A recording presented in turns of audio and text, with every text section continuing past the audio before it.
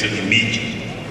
Até algum tempo atrás, vivemos em um mundo em que os diferentes meios de comunicação eram claramente separados uns dos outros. Jornal, rádio, televisão não se confundiam.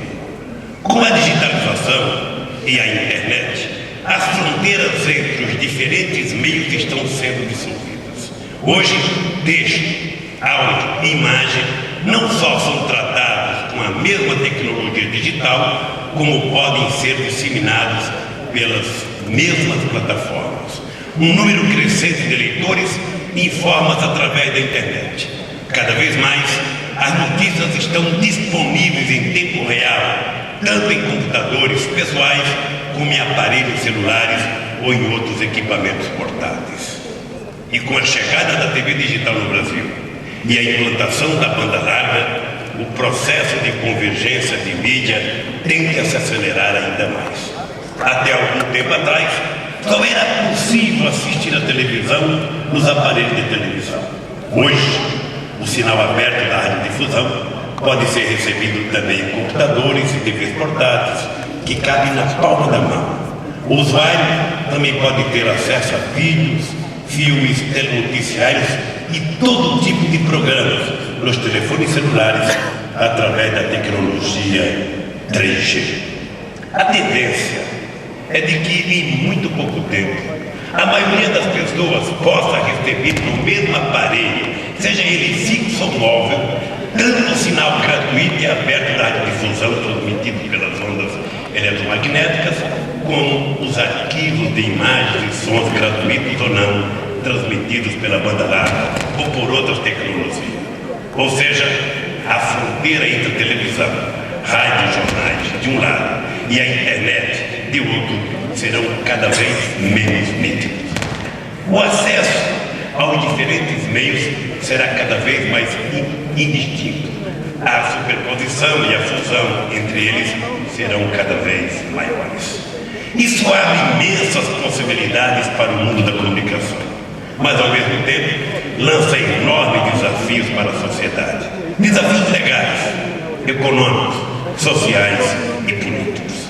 É evidente que nossa legislação, que já era anacrônica antes mesmo da Revolução Digital, é incapaz de dar conta dos complexos problemas, cruzamentos e superposições criados pelo vertiginoso processo de convergência de mídias. Ou encaramos frontalmente essa realidade, ou sofreremos suas consequências de forma desordenada e caótica. É claro também que esse processo afetará de forma distinta os diferentes setores econômicos e produtivos do mundo da comunicação, ensejando novos arranjos e soluções. Devemos cuidar para que o resultado seja o melhor, não para esse ou para aquele segmento da sociedade, mas para toda a sociedade brasileira. É importante ainda levar em conta os impactos políticos e sociais desse processo. A convergência de mídias deve ser um estímulo à multiplicação dos meios de comunicação social, nunca a sua monopolização ou a sua oligopolização.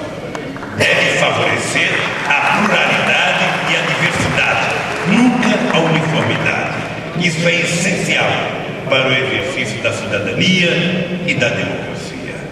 Devemos também garantir que a população siga tendo acesso gratuito à informação, ao entretenimento, às manifestações artísticas e culturais proporcionadas pela radiodifusão.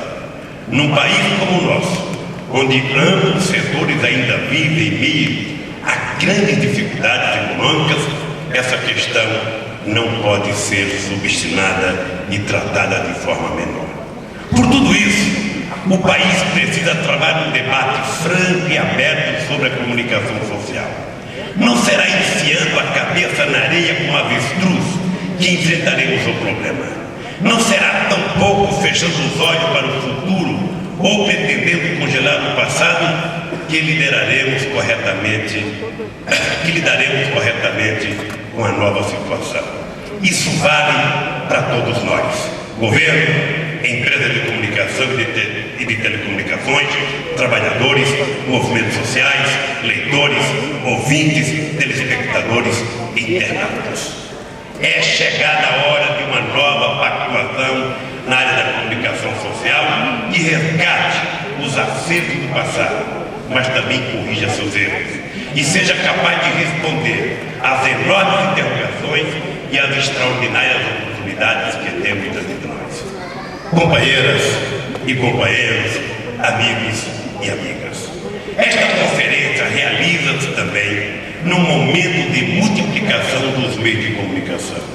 A digitalização e a internet propiciam uma forte diminuição dos custos de produção da indústria de comunicação.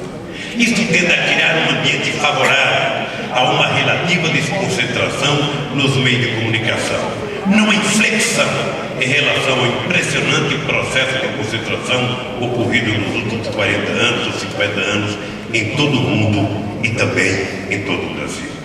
Tomemos o exemplo dos jornais.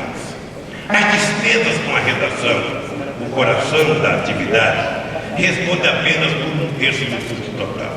Ou seja, teoricamente, é possível editar um jornal eletrônico na internet, onde não há gastos com papel e distribuição com custos bem inferior ao outro. Isso estimulará o surgimento de publicações eletrônicas mais leves e baratas, editadas por grupos menores. É possível também que grupos de jornalistas e profissionais competentes decidam criar jornais eletrônicos de boa qualidade, preferindo trilhar seu próprio caminho em vez de trabalhar para os outros. É o meu caso. Acesse Rio Online TV. Em alguma medida, a explosão da blogosfera já aponta nessa direção da multiplicação da oferta de informação, de opinião e debates e ideias. Existe hoje na internet uma infinidade de blogs com os mais variados interesses, os mais diversos estilos e as mais diferentes inclinações. Trata-se de um espaço em permanente evolução que atrai um número cada vez maior de pessoas e comunidades. Trata-se de um território de liberdade que aproxima a comunicação do cidadão, dando voz e alcance a milhões que antes não tinham como se expressar na mídia. Também no rádio e na televisão, a tecnologia digital pode promover a multiplicação dos meios e veículos de comunicação, ao permitir uma ocupação mais intensiva do espectro eletromagnético. Ela torna possível a ampliação do número de concessões de rádio e TV, oferecendo oportunidades a novos atores, a novos grupos, a novas comunidades. Isso sem falar na multiprogramação, que se elevará ainda mais a oferta de programas e serviços. Mas no Brasil, não são apenas as novas tecnologias que estão alimentando a multiplicação dos meios de informação. O vigoroso processo de inclusão social, bem como a redução das desigualdades regionais e a interiorização da economia, também vem impulsionando o surgimento e o fortalecimento de novos veículos, de novos grupos, de novas iniciativas, o que é muito positivo. Os números das vendas de jornais comprovam esse fenômeno. A circulação dos jornais tradicionais no eixo Rio-São Paulo-Brasília, por exemplo, está estagnada há mais de 5 anos em torno de 900 mil exemplares diários. No mesmo período, os jornais das capitais dos demais estados cresceram 41%, ultrapassando a marca de 1.700.000 exemplares.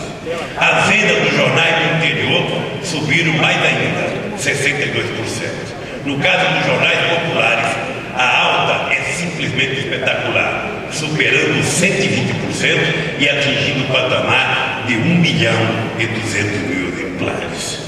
Tudo isso tem a ver com distribuição de renda, mobilidade social, crescimento da classe média, interiorização da economia, fortalecimento das regiões norte e nordeste. Tudo isso tem a ver com fenômenos econômicos e sociais novos que vieram para ficar e que, portanto, vão impulsionar mais ainda o processo de multiplicação dos meios de comunicação.